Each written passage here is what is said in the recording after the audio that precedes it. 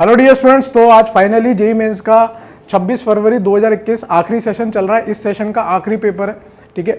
26 फरवरी 2021 shift 1 morning का paper discuss कर रहा हूँ आपके साथ हिंदी मीडियम का, ठीक है। पहला क्वेश्चन जो है, निम्नलिखित में से कौन सा यौगिक एथिल क्लोराइड के अमोनिया अपघटन द्वारा निर्मित है एवं टॉसिल क्लोराइड के साथ अभिक्रिया करता है किंतु KOH में अघुलनशील होता है ना। तो यहाँ पर दो इन्फॉर्मेशन हमें दिख रही है, एक तो अघुलनशील वाली बात पता चल रही है और एक अमोनिया अपघटन वाली। इन दो इन्फॉर्मेशन से हमें पूरा सवाल सॉल्व करना पड़ेगा। ज़्यादा जानकारी हमारे पास है नहीं। देखो, मेमोरी बेस्ड पेपर है, लैंग्वेज हो सकता है कुछ और फॉर्म में लैंग्वेज दी हो, हमने हमारे हिसाब से लैंग्वेज बच्चों से पूछे कन्वर्ट कर लिए, ठीक है। जितना हम हमारे हिसाब से मैक्सिमम दे सकते थे वैसा दे रहे हैं। यहाँ पर आप देखोगे तो चारों ऑप्शन में आपको अमीन देखने को मिल रहे हैं, कुछ 1 डिग्री कुछ 2 डिग्री है। पहला, तीसरा, चौथा जो है हमारा 2 डिग्री अमीन है, जबकि दूसरा हमारा 1 डिग्री अमीन है। तो हमारी जानकारी के हिसाब से हम लोग आपको ये सिखाना चाह रहे हैं कि भैया अघुलनशील के लिए अपन टेस्ट पढ़े हुए हैं जिसका नाम है हिंसबर्ग परीक्षण।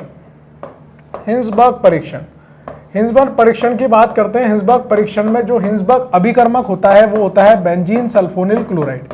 क्या होता है? Benzene sulphonyl chloride. और बेंजीन सल्फोनिल क्लोराइड जो हिंसबर्ग परीक्षण है उसके बारे में आपको बात बता रखी है कि यहाँ पर अगर 1 डिग्री अमीन आपके पास आता है, 1 डिग्री अमीन आता है, 2 डिग्री अमीन आता है और 3 डिग्री अमीन आता है, तो 1 डिग्री, 2 डिग्री, 3 डिग्री अमीन को यहाँ पर आप लोग यहाँ से भिन्न कर सकते हो हिंसबर्ग परीक्षण द्वारा। यहाँ पर ये कैसा होता है? 1 डिग्री घुलनशील हो जाता है, जबकि 2 डिग्री कैसा होता है? अघुलनशील होता है। किसमें? क्षारीय माध्यम में। KOH की बात कर रहा है तो क्षारीय माध्यम की बात कर रहा है। क्षारीय माध्यम में 2 डिग्री अमीन अघुलनशील होगा और 3 डिग्री अमीन जो है वो परीक्षण नहीं देता, परीक्षण ही नहीं देगा, परीक्षण नहीं देगा। तो यहां से हम 1 डिग्री, 2 डिग्री, 3 डिग्री अमीन को सेपरेट कर सकते हैं, भिन्न कर सकते थे। तो यहाँ पे साफ साफ पता चल रहा है KOH के अंदर अघुलनशील है, यानी कि बात किसकी हो रही है साहब? 2 डिग्री अमीन की हो रही है। यानी कि सेकंड आंसर तो हमारा हो नहीं सकता, पहला, तीसरा या चौथे में से हमारा आंसर हो सकता है। तो एक तो हमने कट कर दिया, यहाँ से 75% अब हमारे पास जानकारी मौजूद है। निम्नलिखित में से कौन सा यौगिक एथिल क्लोराइड के अमोनिया अपघटन द्वारा निर्मित है? अब एथिल क्लोराइड लिखा हुआ है, एथिल क्लोराइड का मतलब क्या है? C2H5Cl। ये एथिल क्लोराइड है, इसका क्या कर रहे हैं भाई साहब? अमोनिया अपघटन कर रहे हैं, यानी कि अमोनिया के द्वारा इस कार्बन और क्लोरीन का बंध तोड़ेंगे सिंपल SN2 अभिक्रिया से। तो नाइट्रोजन का लोन पेयर पीछे से कार्बन पर अटैक करके क्लोरीन को बाहर निकालेगा। SN2 क्रिया विधि से क्या बन जाएगा? C2H5NH2 बन जाएगा, ठीक है। लेकिन यहाँ पर 2 डिग्री अमीन की बात चल रही है, 1 डिग्री अमीन वाला ऑप्शन तो हमने पहले ही क्रॉस कर दिया। यानी कि जो भी अमीन मिलेगा उसके एक तरफ तो इथाइल समूह लगा ही होगा। जो भी अमीन मिलेगा उसके एक तरफ तो इथाइल समूह लगा ही होगा। अमीन होगा कौन सा? 2 डिग्री अमीन होगा, वो बात हमने यहां से पता कर ली। हालांकि हमने बनाया 1 डिग्री अमीन है, इसको वापस से किसी ना किसी अल्काइल हैलाइड के साथ, किसी अल्काइल क्लोराइड के साथ नाइट्रोजन का लोन पेयर पीछे से अटैक करेगा SN2 क्रियाविधि द्वारा। तो यहां से आपको ET, NH और यहां पर R जुड़ता हुआ दिखेगा। अब इस R का पता हम लोग नहीं कर सकते, लेकिन एक चीज पता लग गई कि एक तरफ इथाइल होगा और 2 डिग्री अमीन होगा। ऐसा ऑप्शन ढूंढना पड़ेगा। ऐसा ऑप्शन पहला तो नहीं है, दोनों तरफ फिनाइल लगा है, यहां पर फिनाइल लगा है और प्रोपाइल लगा है, जबकि यहां पर इथाइल लगा है। तो फोर्थ हमारा आंसर हो जाएगा। बहुत ही उम्दा क्वालिटी का सवाल था, ठीक है। और ऑप्शन और क्वेश्चन दोनों के मिक्सचर से हम इस सवाल को सॉल्व कर पा रहे हैं। बात समझ में आ रही है? पहला सवाल। दूसरा सवाल है हमारे पास कथन वाले, ये कथन कारक नहीं है। कथन पहला क्या बोला है? ऑर्थोनाइट्रोफिनॉल में अंतराण्विक हाइड्रोजन बंधन होता है। अंतराण्विक का मतलब इंट्रामोलिक्यूलर, अंतराण्विक का मतलब इंट्रामोलिक्यूलर, इंट्रामोलिक्यूलर का मतलब खुद के खुद में हाइड्रोजन बंधन हो रहा है, उसी यौगिक के अंदर हाइड्रोजन बंधन हो रहा है, किसी दूसरे के साथ हाइड्रोजन बंधन नहीं हो रहा। तो ऑर्थोनाइट्रोफिनॉल होता क्या साहब? ये हमारा फिनॉल है और ये हमारा NO2 समूह है। तो NO2 समूह के साथ देखेंगे तो हाइड्रोजन बंधन होता है, क्योंकि हाइड्रोजन जब फोन से जुड़ा हो, मैंने आपको बताया था हाइड्रोजन जब फोन से जुड़ा हो, हाइड्रोजन यहाँ पर किससे जुड़ा हुआ है? फोन से जुड़ा हुआ है। फोन मतलब फ्लोरीन, ऑक्सीजन, नाइट्रोजन से तो हाइड्रोजन बंधन होता है। यहाँ पे हाइड्रोजन हमारा ऑक्सीजन से जुड़ा हुआ है, हाइड्रोजन बंधन हो सकता है। कब होगा साहब? जब वो नाइट्रो ग्रुप कहाँ लगा हो? ऑर्थो स्थिति पर लगाओ। कहाँ पे लगाओ? ऑर्थो स्थिति पर। यानी कि पहला कथन तो बिल्कुल सही है, पहला कथन तो बिल्कुल सही है, यानी कि चौथा ऑप्शन हो नहीं सकता, दूसरा ऑप्शन हो नहीं सकता। चौथे पे कट लगा दो, दूसरे पे कट लगा दो, पहला और तीसरे में से कोई एक आंसर होना चाहिए। दूसरा ऑप्शन क्या बोल रहा है? कथन 2 क्या बोल रहा है? ऑर्थोनाइट्रोफिनॉल का उच्च गलनांक बिंदु हाइड्रोजन बंधन के कारण होता है। गलनांक बिंदु बढ़ जाएगा, मतलब ये बोलना चाह रहा है कि गलनांक बिंदु बढ़ जाएगा, उच्च होता जाएगा, हाई मेल्टिंग पॉइंट होता चला जाएगा हाइड्रोजन बंधन के कारण। बिल्कुल गलत बात है भैया। ऑर्थोनाइट्रोफिनॉल में कहां से हाई मेल्टिंग पॉइंट हो गया? उसका मेल्टिंग पॉइंट गिरने का कारण ही उसकी हाइड्रोजन बॉन्डिंग है। यहां पर कैसा होता है? अंतराण्विक यानी कि इंट्रामोलिक्यूलर हाइड्रोजन बंधन होता है। जबकि पैरानाइट्रोफिनॉल के अंदर अगर मैं बात करूं तो पैरानाइट्रोफिनॉल में क्या होगा? यहां पर NO2 ग्रुप है और यहां पर पैरानाइट्रोफिनॉल दूसरे स्टाइल में लिख रहा हूं, यहां पर दूसरी स्टाइल में ऐसे लिख दिया, यहां पर OH समूह लगा दिया यहां पर मैंने, ठीक है, OH, ठीक है, OH समूह लगा दिया। तो यहां से हाइड्रोजन बंधन हो रहा है, यहां से हाइड्रोजन बंधन हो रहा है। बताओ, आप खुद सोचो कि दो यौगिकों के बीच में यहां पर हाइड्रोजन बंधन हो पा रहा है, जबकि यहां पर खुद ही यौगिक हाइड्रोजन बंधन करके बैठा है, वो दूसरे यौगिक के साथ अब हाइड्रोजन बंधन नहीं कर पाएगा। तो ऑर्थोनाइट्रोफिनॉल और पैरानाइट्रोफिनॉल में ज्यादा पैकिंग कहां पे अच्छी होगी? पैकिंग एफिशिएंटली कहां होगी? पैकिंग पैरा वाले में ज्यादा होगी, और जिसकी पैकिंग बढ़िया होगी उसका गलनांक बिंदु ज्यादा होगा। यानी कि ऑर्थोनाइट्रोफिनॉल का तो गलनांक बिंदु वैसे ही बहुत कम होता जा रहा है। किसके कारण से हो रहा है? अंतराण्विक हाइड्रोजन बंधन के कारण, यानी कि इंट्रामोलिक्यूलर H बॉन्डिंग के कारण। तो यानी कि पहला कथन तो सही है और दूसरा कथन गलत है। पहला ऑप्शन हमारा यहां पे करेक्ट हो जाएगा। क्लियर है? कॉन्सेप्ट क्लियर है? निम्नलिखित दी गई अभिक्रिया के लिए मुख्य उत्पाद P होगा। मुख्य उत्पाद बताना है साहब। उत्पाद तो कई तरह के हो सकते हैं, लेकिन उनमें से मुख्य उत्पाद हमें बताना है कि P क्या होगा। यहां पर देखो NaNH2 दिया है, हीट के साथ हीट दिया है, और यहां पे अल्काइल हैलाइड दिया हुआ है। अल्काइल हैलाइड अगर हीट के साथ दिया हो तो विलोपन सोचेंगे, विलोपन सोचेंगे। यहां पे सोडामाइड दिया हुआ है। इसी तरह से अगर अल्कोहलिक KOH की बात करें तो अल्कोहलिक KOH से भी ये चीज संभव थी। क्या चीज संभव थी वो देखते हैं। CH3CH double bond CH Br, ठीक है। नॉर्मल टेम्परेचर पे सिंपल अल्कोहलिक KOH लेकर, सिंपल अल्कोहलिक KOH लेकर तो मैं इसका कुछ नहीं बिगाड़ पाऊंगा। लेकिन अगर मैंने यहां पर टेम्परेचर बढ़ा दिया और अल्कोहलिक KOH ले लिया, या फिर मैं यहां पे क्षार की क्वालिटी अच्छी कर दूं। क्षार कौन है? हमारा Na+ NH2- में NH2- हमारा प्रबल क्षार है। वो प्रबल क्षार क्या करेगा? यहां से हाइड्रोजन लेगा, और जैसे हाइड्रोजन लेगा यहां पर पाइबंद बनेगा और Br बाहर निकलेगा। यहां से बन जाएगा आपका CH3C ट्रिपल बॉन्ड CH, यानी कि प्रोपाइन बन जाएगा। इस प्रोपाइन के बनने के बाद इसको गरम सुर्ख लाल, गरम लाल लोहे की नलिका से पास कर रहे हैं, रेड हॉट आयरन ट्यूब से। NCERT की रिएक्शन है। जब बेंजीन का निर्माण कराते हैं तो भयंकर रूप से इसको पढ़ाया जाता है कि रेड हॉट आयरन ट्यूब के साथ पेरिसाइक्लिक मैकेनिज्म से क्या बनता है? बेंजीन का निर्माण होता है, एरोमेटिकता आती है, ठीक है। तो यहां पर आपको कुछ नहीं करना, ऐसे 3 यौगिक ले लेने हैं, C triple bond CH, CH3 C triple bond CH, और यहां पर ले लो C triple bond C CH3H। यहां से ये इधर, ये इधर, ये इधर, इन तीनों को रेड हॉट आयरन ट्यूब से पास करके आप सिंपली यहां पर मेसिटिलीन का निर्माण कर सकते हो। किसका निर्माण कर सकते हो? मेसिटिलीन का। कौन सा मैकेनिज्म चलता है? पेरिसाइक्लिक मैकेनिज्म चलता है, यानी कि मेसिटिलीन हमारा सेकंड ऑप्शन में दिख रहा है। सिंपल सा आंसर था, रेड हॉट आयरन ट्यूब के पास करने पर यहां पे एरोमेटिकता आ जाती है। रक्त के जमाव में किस विटामिन का उपयोग किया जाता है? रक्त का जमाव है ना, जब हमारे चोट लग जाती है तो वहां पर रक्त बहने लगता है, उसके बचाव के लिए, उसको कम करने के लिए, उसको खून को रोकने के लिए क्या, कौन सा विटामिन की जरूरत पड़ती है? डॉक्टर दवाइयाँ लिखता है तो उसमें किस विटामिन की क्वांटिटी ज़्यादा होती है वो हमें बतानी है। NCERT बेस्ड क्वेश्चन है। NCERT में जो चार्ट बना हुआ है विटामिन A, B, वो सारा का सारा A, B, D, E, K सबका बना हुआ है, उसके अंदर साफ साफ लिखा हुआ है कि रक्त का जमाव किससे होता है? विटामिन K से होता है। विटामिन K अगर आप लोगे तो आपका रक्त का जमाव हो जाएगा, रक्त बहना बंद हो जाएगा। बात समझ में आती है? Simple information basis.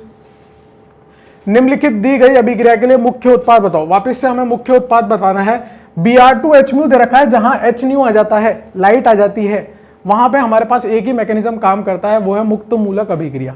अब वो मुक्त मूलक योगात्मक भी हो सकती है, मुक्त मूलक प्रतिस्थापन भी हो सकती है। यहाँ पर योगात्मक होने के चांस नहीं है, क्योंकि यहाँ पे एल्कीन एल्काइन जैसा कुछ नहीं है, यहाँ पर केवल प्रतिस्थापन हो सकता है। अब प्रतिस्थापन किस पे होगा वो देखने वाली बात होगी। यहाँ पर साइनाइड लगा है, जो भी इंफॉर्मेशन मेरे पास है उसके हिसाब से बता रहा हूँ। अगर क्वेश्चन ये आया होगा, जहां तक मेमोरी बेस्ड पेपर है, मेमोरी बेस्ड पेपर में अपन पूरी गारंटी तो नहीं लेते, लेकिन ये बता रहा हूं जो यहाँ पर लिखा हुआ है उसके अनुसार आंसर क्या आना चाहिए। बेस्ट आंसर हमारे पास मुक्त मूलक प्रतिस्थापन अभिक्रिया से देखूंगा तो यहाँ मुक्त मूलक बनाऊंगा और इस पे Br मुक्त मूलक का आक्रमण करा दूंगा। तो Br मुक्त मूलक का आक्रमण कराने के बाद यहाँ पर क्या मिलेगा? इस स्थान पर Br लग जाएगा, इस स्थान पर Br लग जाएगा। भाई मुक्त मूलक यहाँ क्यों बनाया सर? यहाँ पे भी तो बना सकते थे, लेकिन ये जो मुक्त मूलक है वो बेंजीन के साथ क्या कर रहा है? अनुनाद कर रहा है। तो आंसर देखो, यहां पर भी मुक्त मूलक प्रतिस्थापन हुआ है, यहां पर भी मुक्त मूलक प्रतिस्थापन हुआ है, लेकिन यहां तो Br को बेंजीन पे जोड़ दिया, ये तो हो नहीं सकता, Br को बेंजीन पे जोड़ दिया, हो नहीं सकता, या तो फर्स्ट हो सकता है, सेकंड हो सकता है, लेकिन मुक्त मूलक ज्यादा स्थायी यहां पे होगा, इसलिए सेकंड हमारा आंसर करेक्ट होगा, दूसरा वाला हमारा सही आंसर होगा। सिंपल सा क्वेश्चन था, इसमें कोई हार्ड नहीं था भाई, ये एकदम लल्लू सवाल था। नियोप्रीन की संरचना पता है, हर एग्जाम में तो पॉलीमर के भर भर के सवाल दे रहा है, बहुलक के भर भर के सवाल दे रहा है। नियोप्रीन के बारे में पहले भी पूछ चुका है, ब्यूनाएस ब्यूनाइन, यही सवाल बचे हुए हैं, आगे भी यही सवाल पूछेगा बार बार, है ना।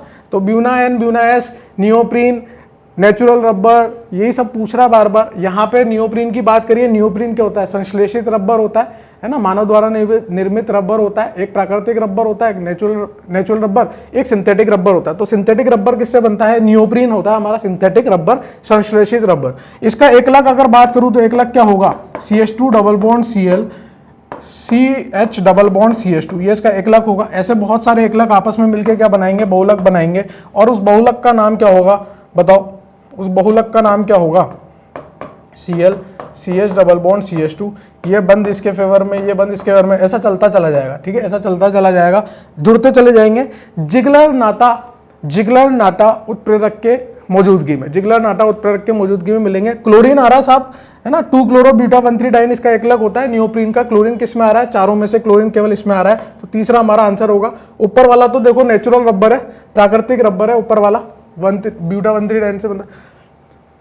सेकंड वाला क्या है, सेकंड वाला मेलामीन का रेजिन है। फोर्थ वाला क्या है, अक्राइलोनाइट्राइल जैसा कुछ दिख रहा है, तो ये तो ब्यूनाएन की संरचना दिख रही है। फोर्थ वाला ब्यूनाएन है, सेकंड वाला मेलामीन रेजिन है, पहला वाला प्राकृतिक रबर है, तीसरा वाला संश्लेषित रबर यानी कि नियोप्रीन है। ये क्या है हमारा नियोप्रीन। ये बहुत लल्लू सवाल था, ये बहुत लल्लू सवाल था। निम्नलिखित दी गई अभिक्रिया के लिए मुख्य उत्पाद ए एवं बी ज्ञात करें। तो ए और बी ज्ञात करना है, फिनॉल की अभिक्रिया है। हर एक बच्चे को बार बार बोला जाता है कि साहब CH-Cl3NOH क्लोरोफॉर्म बेसिक मीडियम में फिनॉल की अभिक्रिया कौन सी चलती है, रीमर टीमन अभिक्रिया चलती है। कौन सी चलती है, RTR अभिक्रिया चलती है, यानी कि रीमर टीमन अभिक्रिया चलती है। बहुत फेमस अभिक्रिया है जिसमें सैलिसिल एल्डिहाइड बनता है, जिसमें ऑर्थो सैलिसिल एल्डिहाइड और पैरा सैलिसिल एल्डिहाइड दोनों उत्पाद बनते हैं, लेकिन ऑर्थो वाला मुख्य उत्पाद बनता है, जिसके अंदर चीख चीख के बोला जाता है। इसका कारण हाइड्रोजन बंधन नहीं है, 2 ऑर्थो साइट होने की वजह से ऑर्थो वाला मुख्य उत्पाद बनता है। तो हमें मुख्य उत्पाद ही बनना है, तो यहाँ पर मुख्य उत्पाद कौन सा बनेगा, रीमर टीमन में मुख्य उत्पाद बनेगा ऑर्थो सैलिसिल एल्डिहाइड। यहां पर रीजन हाइड्रोजन बंधन नहीं है, रीजन क्या है, यहां पर 2 ऑर्थो साइट होती है, 1 पैरा साइट होती है, तो आक्रमण के चांसेस 2 ऑर्थो साइट के ज्यादा होते हैं, इसलिए ऑर्थो वाला मुख्य उत्पाद बनता है। रीमर टीमन अभी पूरे यहाँ पे मैकेनिज्म नहीं लिखने वाला, सीधे सीधे आंसर बताएंगे। रीमर टीमन अभिक्रिया का आंसर सबको पता होता है। Br2 carbon disulphide, Br2 carbon disulphide की बात करें, यहां पर कार्बन डाइसल्फाइड इंपॉर्टेंट चीज है फिनॉल के लिए। कार्बन डाइसल्फाइड जो होता है वो अध्रुवीय विलायक होता है। अगर ध्रुवीय विलायक होता तो यहां पे फिनॉल फिनॉक्साइड आयन में बदल जाता, तो फिर वहां पे बहु प्रतिस्थापित उत्पाद देखने को मिलते, लेकिन यहां पर एकल प्रतिस्थापित उत्पाद देखने को मिलेगा, यानी एक बार Br जुड़ेगा। यहां पर 2 उत्पाद संभव है, ऑर्थो उत्पाद भी और पैरा उत्पाद भी, लेकिन पैरा वाला ज्यादा मुख्य बनेगा क्योंकि Br और OH के बीच में विकर्षण कम लगेगा, तो यहाँ पे पैरा वाला बन जाएगा और उसमें ऑर्थो वाला बन रहा है। ऐसा ऑप्शन का है, ऐसा ऑप्शन तो हमारे को सेकंड दिख रहा है, सेकंड दिख रहा है, तो सेकंड यहाँ पे करेक्ट आंसर हो जाएगा। अगर यहाँ पे Br2 वाटर दिया होता तो फिर क्या बनता, 2,4,6 ट्राइब्रोमोफिनॉल बनता। अगर Br2 वाटर दिया होता, मैं आपको बता दूं, आगे हो सकता है पेपर में दे दे ऐसा सवाल, इसका सफेद रंग का अवक्षेप बनता है, लिखवा रखा है आपको, सफेद रंग का अवक्षेप बनता है। और अगर एनिलीन दिया होता आपको, एनिलीन देखो इस तरह के कॉमन सवाल पूछ रहा है, बार बार ऐसे सवाल 2-3 बार पूछ चुका है, तो इसलिए हम लोग बता रहे हैं आपको कि यहाँ पर एनिलीन जो है, एनिलीन का सवाल भी पूछ सकता है। इसको अगर आप Br2 चाहे ध्रुवीय विलायक में ले लो वाटर के साथ, या आप इसको कार्बन डाइसल्फाइड के साथ भी ले लो, दोनों में उत्पाद सेम ही देखने को मिलता है, NH2, तीनों जगह पर Br लग जाएंगे, तीनों जगह पर Br लग जाएंगे, यहां पर भी यही उत्पाद बनेगा। और इसका भी कौन सा होता है, सफेद रंग का अवक्षेप होता है। तो एनिलीन के केस में तो लफड़ा ही नहीं है, लफड़ा किसके केस में था, फिनॉल के केस में, उसमें विलायक के ऊपर डिपेंड कर रहा था। तो ये याद रखना, ये क्वेश्चन आ सकता है अगले सेशन में जब भी एग्जाम हो। C4H8Cl2, यहां पे हाइड्रोलिसिस लिखा हुआ है, हाइड्रोलिसिस का मतलब होता है जल अपघटन, जल अपघटन। कोशिश पूरी हिंदी करने की है, कुछ कुछ रह जाता है वर्ड, कोई फर्क नहीं पड़ रहा उससे। C4H8Cl2A जो यौगिक दिया हुआ है, उसके जल अपघटन से मुझे C4H8O प्राप्त हो रहा है। जब भी आपको अणुसूत्र दे दिया जाए तो सबसे पहला काम आपका क्या होगा, सबसे पहला काम होगा आपका DU निकालना, है ना, DU समझते हो। असंतृप्तता की कोटि निकालना, है ना, द्विबंध तुल्यांक बोल लो, असंतृप्तता की कोटि बोल लो, उससे चीजें आसान हो जाती है। जैसे अगर अपन बात करें C4H8Cl2 की, तो यहां से इसका du जो है वो क्या निकल के आता है, यहां पर 4+1 माइनस 8+2/2, है ना, 8+2/2, तो 5 - 5 यहां पर 0 आ रहा है, यानी कि ये खुली श्रृंखला बनेगा और एल्केन वाला यौगिक बनेगा, खुली श्रृंखला एल्केन वाला यौगिक होगा।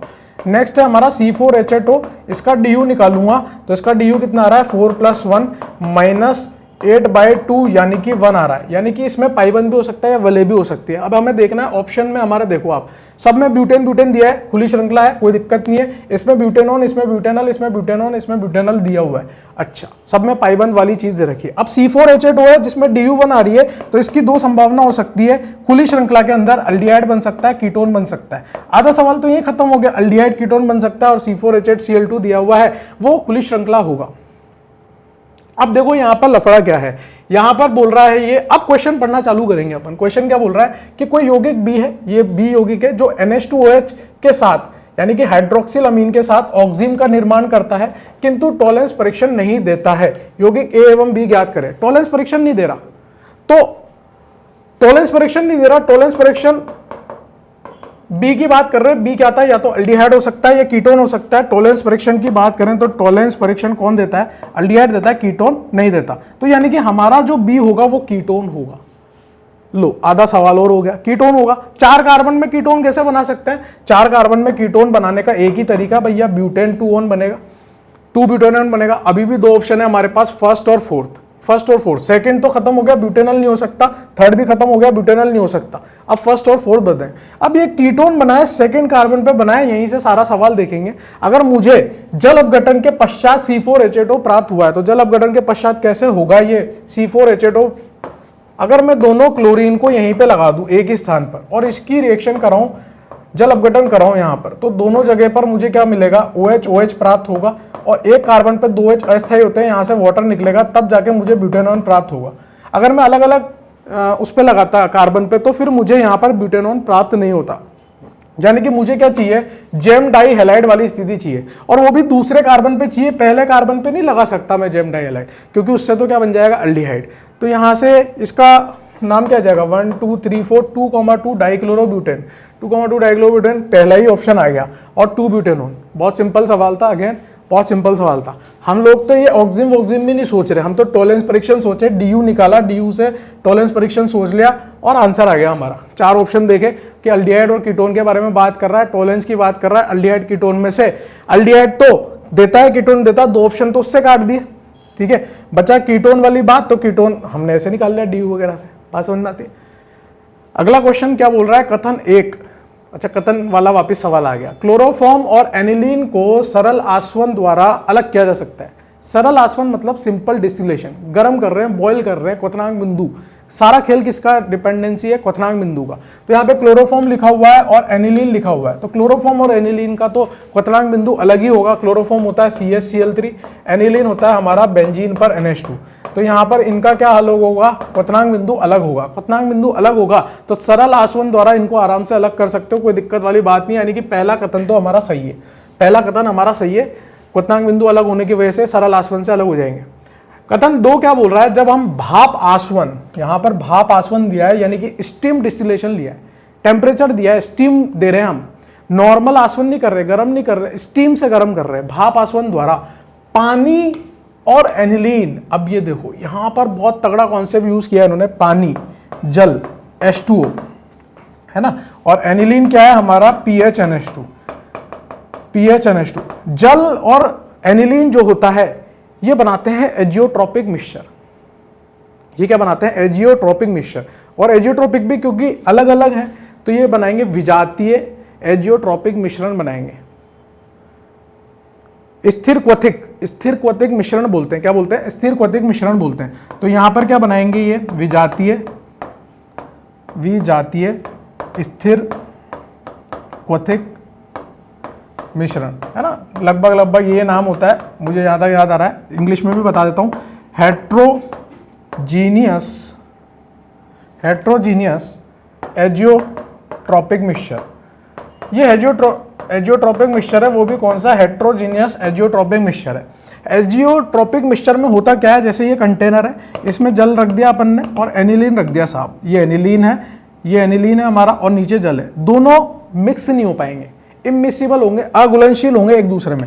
इसकी अलग से लेयर दिखेगी एनिलीन की और जल की अलग से लेयर दिखेगी, एनिलीन की बिल्कुल अलग से दिखेगी और जल की बिल्कुल अलग से दिखेगी। मान लो ये जल है और ये क्या है एनिलीन, दोनों घुलेंगे ही नहीं, दोनों अलग अलग पड़े होंगे, इसको हेट्रोजीनियस एजियोट्रोपिक मिक्सचर बोलते हैं। हाँ, अब क्या बोल रहा है ये, जब हम भाप आसवन द्वारा, तो सामान्य आसवन से तो हम जल और एनिलीन को अलग नहीं कर सकते, जल और एनिलीन को अलग नहीं कर सकते सामान्य आसवन से, तो हम इसको अलग करना चाहते हैं तो हमें भाप आसवन का इस्तेमाल करना पड़ेगा। ये बात भी बिल्कुल सही है, करते हैं तो एनिलीन उसके क्वथनांक बिंदु से कम ताप पर ही निकल जाता है, एनिलीन जो है उसके कम क्वथनांक बिंदु पर ही निकल जाएगा। एनिलीन का जो भी क्वथनांक बिंदु होगा, मान लो x, उससे कम क्वथनांक बिंदु पे निकल जाएगा, क्योंकि हम अब सरल आसवन नहीं कर रहे, अब हम क्या कर रहे हैं, भाप वाला आसवन कर रहे हैं, एक्स्ट्रा एनर्जी दे रहे हैं, तो जल्दी उड़ेगा भाई, जल्दी उड़ेगा, ऑब्वियस सी बात है।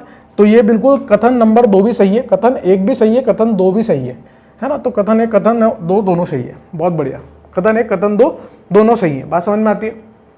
अगला क्वेश्चन है ना, यही क्वेश्चन थोड़ा सा मुझे लगा था कि टिपिकल होगा, बाकी तो सब आसान से ही थे। कौन सा कथन गलत है, नाइट्रोजन के आकलन मतलब एस्टिमेशन करने के लिए जेल्डाल विधि का उपयोग किया जाता है। 11वीं क्लास की एनसीईआरटी में ये ऑप्शन छिपे हुए हैं पीछे, एक होता है क्वालिटेटिव एनालिसिस, एक होता है क्वांटिटेटिव। क्वांटिटेटिव एनालिसिस जो एनसीईआरटी के अंदर दिया हुआ है 11वीं कक्षा की, उसके सवाल आया है भैया। नाइट्रोजन के आकलन के लिए जल्दाल विधि का उपयोग किया जाता है, बिल्कुल सही है, जल्दाल विधि का उपयोग नाइट्रोजन के लिए किया जाता है। सल्फर के आकलन के लिए कैरियस ट्यूब का, बिल्कुल कैरियस जो मेथड है वो सल्फर के लिए किया जाता है। फिर नाइट्रोजन के आकलन के लिए कैरियस ट्यूब, अरे भैया जब कैरियस ट्यूब को तुमने सल्फर के लिए यूज कर लिया, तो कैरियस ट्यूब को तुम नाइट्रोजन के लिए कैसे इस्तेमाल कर सकते हो, जेल्डाल विधि को तुम नाइट्रोजन के लिए कर रहे हो। तो ऑप्शन गलत कौन सा हो गया हमारा, तीसरा ऑप्शन गलत हो गया, ठीक है। हमारा ऑप्शन गलत कौन सा हो गया, तीसरा ऑप्शन गलत हो गया। ऊपर वाला 2 सही है, फोर्थ वाला सही है, तीसरा ऑप्शन यहाँ पर गलत हो गया, ठीक है। इतना ही है, 10 ही क्वेश्चन आए थे हमारे, जितना हमने मेमोरी बेस सोल्व करवाना था करवा दिया, ठीक है। 26 तारीख का पेपर था, शिफ्ट 1 का मॉर्निंग का, ठीक है। ध्यान से सुनो भैया, एनसीईआरटी से रिलेटेड पेपर आ रहा है, कोई बाहर से पेपर नहीं आ रहा। इससे पहले जो 25 तारीख को पेपर हुआ था उसमें फिर भी मिक्स कॉन्सेप्ट थे, इसमें तो कोई मिक्स कॉन्सेप्ट भी नहीं है, सीधा सीधा सवाल पूछ रहा है, सीधा सीधा सवाल पूछा। मुझे लगा था कि ये पेपर थोड़ा सा पहले वाले से हार्ड होगा, 25 फरवरी के कंपैरिजन में ये वाला पेपर मुझे ज़्यादा आसान लगा, ठीक है। बात समझ में आ रही। होप आपके इसी तरह से आगे के पेपर जाते रहें। अगला जो भी सेशन होगा आपका जेईई मेंस का, उसमें भी आप लोग समझ गए होंगे कि क्या पढ़ना है, एनसीईआरटी पढ़ना है, पॉलीमर वाला चैप्टर तो छोड़ना ही नहीं है, क्योंकि वो पूछ ही सेम सवाल रहा है, तो पढ़ लो उसको। केमिस्ट्री एंड एवरीडे लाइफ वाला छोड़ना नहीं है। बायोमोलिक्यूल वाला, अभी देखो बायोमोलिक्यूल को इतना ज़्यादा टच नहीं किया है इसने। बायोमोलिक्यूल में इसने लैक्टोज का सवाल पूछ लिया, माल्टोज का सवाल पूछ लिया, 2-3 सवाल पूछे, ज़्यादा सवाल नहीं पूछे, ज़्यादा टच नहीं किया, तो उसको पढ़ो। एरोमेटिक इसका फेवरेट टॉपिक हो रखा है, एरोमेटिक इसका फेवरेट टॉपिक हो रखा है, किसी ना किसी के साथ घुसा देता है उसको, ठीक है ना, किसी ना किसी के साथ मिक्स करके उसका कॉन्सेप्ट देता है। एरोमेटिक हो रखा है। इलेक्ट्रोफिलिक एडिशन रिएक्शन, इलेक्ट्रॉन से योगात्मक अभिक्रिया इसकी फेवरेट हो रखी है। अभी तक इसने SN1 SN2 पे डायरेक्ट सवाल नहीं दिया है, तो ये सारे कॉन्सेप्ट अभी बचे हुए हैं। क्या सर आप आइडिया दे रहे हो उनको, मैं कोई आइडिया नहीं दे रहा, मेरी कौन सुनेगा भाई, मैं कोई आइडिया नहीं दे रहा, ठीक है। तो आपके भविष्य के लिए बेस्ट ऑफ लक, आगे के पेपर आपके अच्छे जाएँ। Thank you so much.